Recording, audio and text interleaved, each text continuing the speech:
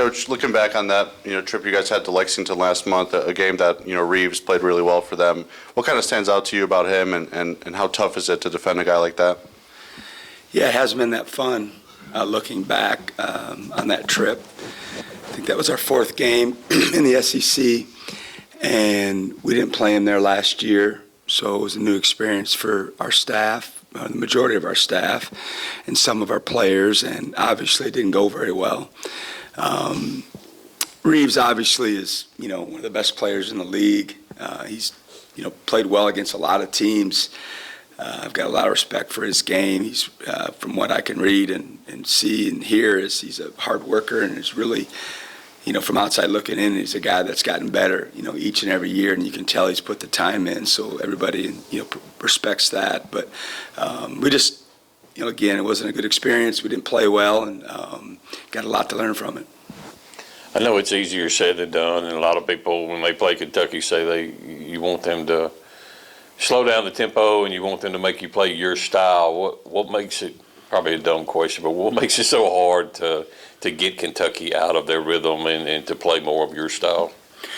Like I've said before, that's something that's talked about a lot, but the other team is trying to, impose their style on you, and they're doing things within the game to ensure that they get, the possessions up, that, you get into some up and down situations with them. And it's hard. Two teams are got some different styles, obviously, in this particular game, and we're certainly going to be trying to play our style, and they're going to try to play theirs. And, we're hoping that, for a majority of the minutes, the game unfolds where we would like it to unfold, and I'm sure they've got a different opinion of like that. But it's easy to talk about and it's easy to game plan for, but it's not practice. You can't stop and explain why we shouldn't take that shot or why we should have done this or that, and it just plays out like it plays out. So it's difficult. It's difficult, and they're really good at what they do. I mean, I don't know if they're the leading scoring team in the nation, but if not, they're right there. I don't know all that for fact, but I know they're one of the leading scorers teams in the nation, and certainly our job is to try to figure out a way to slow them down some. We'll stay front row with Justin. Chris, a bit of a two-part question. Obviously, throughout the year you've made tough decisions with rotation changes, lineup changes. For you as a coach, I guess, how easy is it to make those calls knowing, you'll have maybe have an upset player on the other side of that table when you make that call? And then on the flip side of that, how important to your guys' season turnaround has it been that the fact that these guys have, accepted their changing roles and have, for the most part, left their egos at the door? Like I said earlier, I understand what starting means for some kids, but for me, it's always been the same. And I preach this, to our team throughout the year, even in the summer and the fall, before we're thinking about something like that. No matter who you play for, remember, are you in there when the game's hard? Are you in there when the game's outcome is still in balance at the end of the game? Because that's when it's most important. That's when you have the ability to really impact the game. Not that you can't prior to that, but there's no more time. And so who's in the game when it's hard? Who's in the game? The closing minutes is where you'll find how your coach believes in you and trusts you. Who starts is a whole nother matter. And like the other thing I always tell them is after the first few minutes of the game, everybody comes off the bench, and that's what I try to get to understand. You have to have the mentality of understanding how to go from sitting on the bench to getting into the game and playing at full speed, because everybody's going to do it. That's more important than who starts the game, is how good are you at sitting for a while and then getting into the flow of the game right away and not having to, have 2 or 3 possessions, to get going. You've got to be able to do it right away, and it's something that we talk about all the time. And I believe in it, and I'm trying to get my players to believe in it. But this year's group's been great. And some groups aren't so great. For some individuals, it means the world to them, and we try to educate them to get them to understand. I understand the pageantry of it, right? And maybe to have a status, within your organization. But There's so much more to it. But like I said, this year's team's been really good about it. We'll go back to Steph and Paul. Coach, the game in Lexington, Hubbard was only 1 of 11 in that game. What did you feel like they did, defensively to make it tough on him? And we've seen him play against ranked teams and play well. How much do you think that kind of motivates him to have a bounce back effort against Kentucky? It's not something that Josh and I have talked about. He's mature beyond his years. He had some looks. He had some looks that they just didn't go down. And, he's obviously had a big impact as a freshman. And sometimes I think we almost take it for granted that, he's going to have a good game each outing. But, he's like every other, college kid. He has bad nights. He can lose confidence if he misses some shots like everybody else can. Certainly against LSU, he missed some early ones, and he kept going. And he got it turned around, obviously, as the game progressed. But I really believe that it was just a bad night for him. Not to say that they didn't have anything to do with it. They certainly did. But only Josh knows, how he felt internally in terms of the atmosphere of the court, et cetera. But in my opinion, I don't think he's afraid of any big moment that he's ever been in. Outside of, I guess during this 5-game winning streak, outside of that first half against Ole Miss, you guys have done a pretty good defensive job, and you played some pretty good offensive teams in that winning streak. Is there one thing or a couple things you can point and put your finger on for the increased defensive efforts? It sounds simple, but in the grand scheme of things, we try to do everything as well as we can within our system. We certainly are harping on details, especially this time of the year. We're trying to be clean, and trying to do it without fouling. Trusting the technique is a term we use all the time. A lot of times I'll be pointing out things in video like it's not a lack of effort. You guys are playing hard enough, but you got to trust the technique. You got to get the technique into the game, and then you got something going. But it always comes down to guarding the ball. It always does, in my opinion. We talk, we game plan, we talk, and then at the end, the mistake that's made 3 or 4 passes later is because we didn't guard the ball out here. And so that's the thing that we've been harping on the most the last few weeks, and just to be prideful, and to understand, there's only 5 of you out there. And when you're sitting on the bench, you want your teammates to be on point and doing their job. And so, take it personal, be accountable, be responsible, and just, do your job out there. And I think, for the most part, that's what's improved the most is guarding the ball. Because our guards, obviously, the majority of them aren't very long. We're more compact and feisty and athletic and strong, but we don't have a lot of length. So we talk a lot about doing our work on the ground and doing it out front. Because if we make mistakes and get into a situation where they have an angle and they get 6-7 feet from the basket, there's not much some of our guards can do about it. So we've got to do our work early and be really good out front, because mistakes out there, usually end up costing us. We'll go to coach's left with Benjamin, and then to the second row with Danny P. Yeah, we've obviously talked a lot about Tolu coming off the bench and embracing that change, but just as important, I think, has been the way Keyshawn has been just energetic and what he's provided on both ends of the floor lately. So, yeah, what have you seen from him in this recent stretch, and how pleased have you been with his effort and performance? Yeah, he's been a huge addition, the last few games. He had the big game against North Texas, and then obviously he wasn't with us for a while.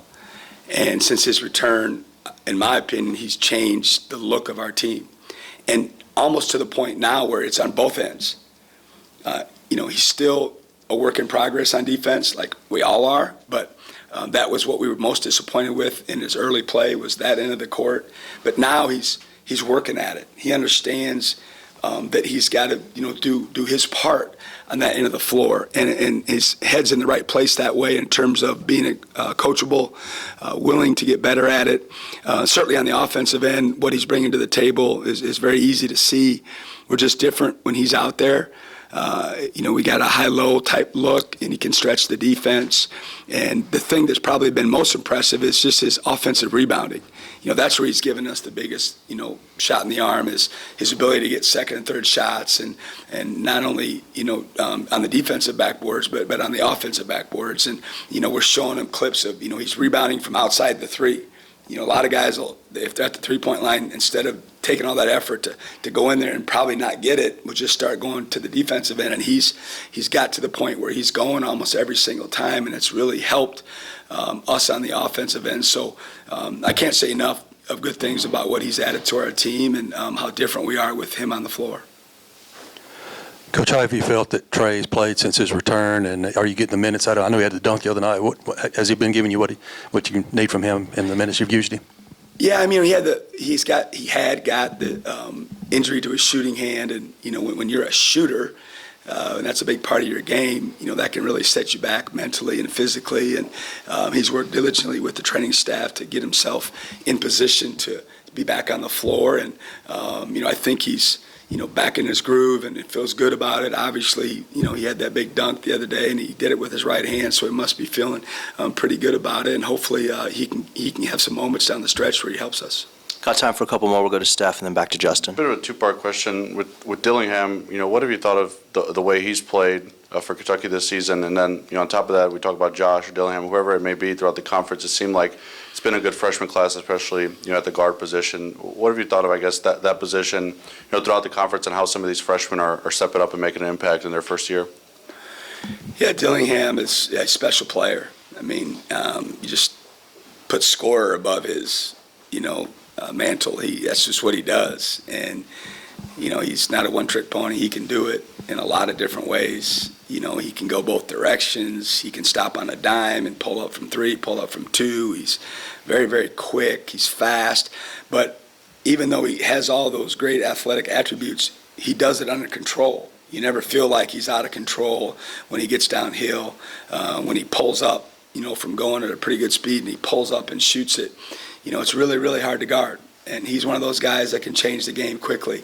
He can go on a run, and, in a lot of their games, when it gets to be hard and when it gets to be down the stretch in close games, not every time, but the ball's in his hands a lot. They run stuff for him, and they've got a lot of potential go-to guys, but he's definitely one of them when it gets really, really hard. And he does it without even starting.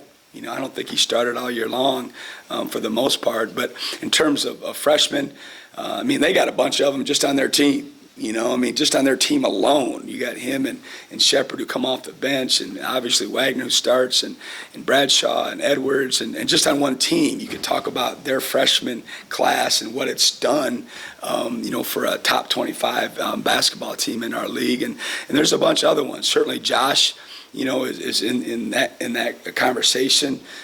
He's obviously been unbelievable for us, and I think the other teams and programs in the league are respecting what he's doing as well. Go ahead, Justin. Chris, obviously part of it is DJ still working his way back from that injury, but what do you just like about the look that he gives your rotation coming off the bench compared to when he was a starter? What I love most about where DJ's at right now is he's embracing his final stretch run. His demeanor, his mood, his energy, it's as good as it's been since I've arrived. He's all in on this team. He's not worried about how many points he scores. He's not worried about his line. He wants to be a part of whatever we're going to be a part of down the stretch. And as a coach, that's all you can ask for. He's coming back from that injury. He's given us everything he has. He's probably came back a little bit early in the first game that we put him out there, but like I said, that time he was cleared and he couldn't get hurt any worse. But and I really believe it's helped his game a little bit. It's got him to slow down a little bit offensively. He's not. He's using his dribbles a little bit better. He's catching and shooting it very well right now, but he gives us a different look. When you put him out there on the wing and with his length and the way he can move his feet and his toughness, we're just different defensively. And not that Sean Jones isn't a good defender either, but DJ's got some weight on him, maybe an inch or so, and then some more weight and a little more experience. You put them both out there, and then on the wing, and then they're really good defensively. But I just love what DJ's doing for this program right now, and I'm really proud of him. Steph, go ahead and wrap us up. Do you see a similar mentality with Tolu, it being his last ride, and he's put up all the numbers you can put up here, but do you feel like winning and being part of a team that has success in March is kind of his main priority right now? I talked about this with the radio guys before the game, that our practices and our shoot-around against Ole Miss wasn't the best we've had. And so as a coach, you always go like, okay, we got no chance. How are we going to win this game? You walk off the floor and it's 4 hours before the game, and you're like, we did all this, and this is where we're at. So internally, you struggle with it. Fortunately, I've done it long enough to know that doesn't mean you're not going to, play okay. You want to feel good though, right? And so it happened. We didn't have a great shoot around. We didn't have a great practice leading up to the game, but we played pretty well. And then going into LSU, it was different. Our practices were as good as they've been the last month. Our shoot-around was maybe the best shoot-around we had all year. I had a couple buddies in the crowd that were there watching the shoot-around, and I'm like, it's not always like that. Don't. It's not always that energetic. But they were unbelievable, and you want to feel good about it. But then at the same time, I'm like, that doesn't mean we're going to play great. And I was trying to talk everybody off the ledge, like, oh man, we're in a great spot, and look, blah, blah, blah. And I'm like, yeah, well, unfortunately, it doesn't always work that way. But it did. It did. And hopefully, that feeling that they have right now, our togetherness is really, really good. I just feel like, all those guys, DJ, Tolu, Cam's got another year, but he's been with these guys. Keyshawn, Rams Davis, Shaq Moore, the guys that have been around here, Sean Jones, certainly the new additions are buying into it. But they know where we're at, and there's a lot of work left to be done. I mean, look at our schedule, and I mean, it's a brutal stretch run. I mean, the 4 games we have left, certainly we're focused on Kentucky, but we know who we have left, and so do they. And there's a lot of things that could happen in the next 2 weeks, good or bad. And so, we're just trying to rally the troops and make sure everybody understands how important these games are as we finish the season.